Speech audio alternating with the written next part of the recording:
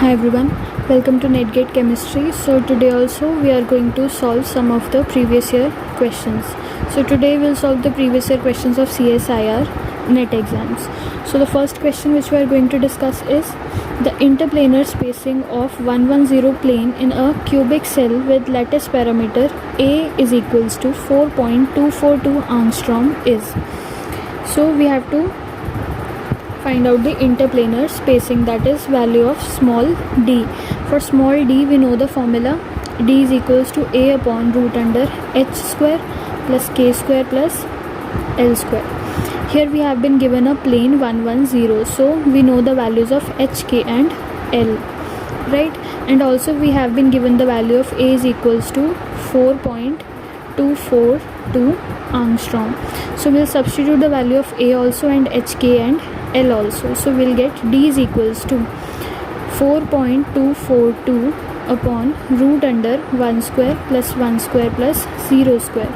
So we'll get d is equals to 4.242 upon root under 1 plus 1 plus 0 root 2.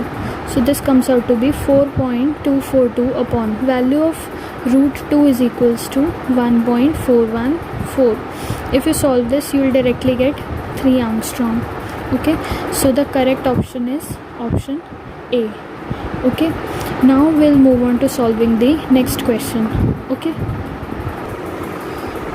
so this is the next question which we are going to discuss. It says that a compound AXBY has a cubic structure with A atoms occupying all the corners of the cube as well as all the face center positions. The B atom occupies 4 tetrahedral voids. The values of X and Y are, see here A and B are given.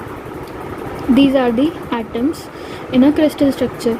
A is occupying all the corners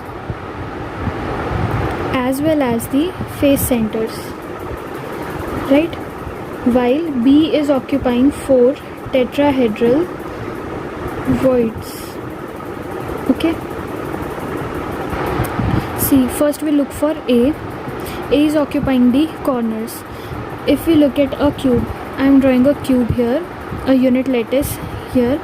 If we look at a unit lattice, it has 8 corners, right?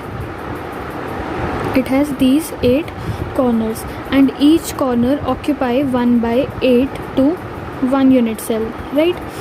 So there are total 8 corners. Each corner contributes 1 by 8. Also A is occupying the face centers. There are total 6 faces in this cube, right? Left face, right face, front, back, up and down. Total 6 faces. Each face is contributing 1 by 2. Atom present at each face is contributing 1 by 2. So from here what we'll get? 1 and 3. 3 plus 1, 4. So there are total 4 atoms of A. Now B is occupying 4 tetrahedral voids. See, all the tetrahedral voids are present inside this unit cell and contributes fully. So if it is occupying 4 tetrahedral voids, then there will be 4B present fully inside 1 unit cell.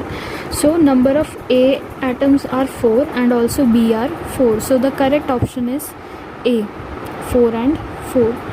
Okay, so now we'll move on to solving the next question. So this is the next question which we are going to discuss. It says that metallic gold crystallizes in FCC structure with unit cell dimension of 4 angstrom, that is small a is given, and the atomic radius of gold is, that is we have to find the value of small r. So we have been given the value of small a equals to 4 angstrom and we have to find the value of small r here. So see, we have been given that it is a FCC structure. So for FCC structure we know the relation between A and R. We basically have to find out the relation between these two terms. So we know that in case of FCC root 2A is equals to 4R, right?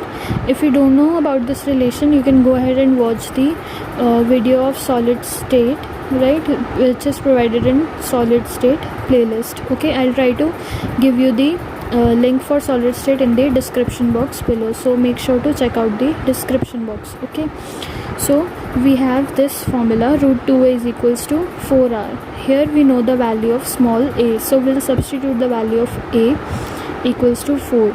So we'll get this, 4 cancels out with 4, we get r is equals to root 2, and for root 2 we know the value of root 2 is 1.414 angstrom. So the correct option here is B. Okay, this is the correct option. So far in this video we have discussed 3 questions of solid state.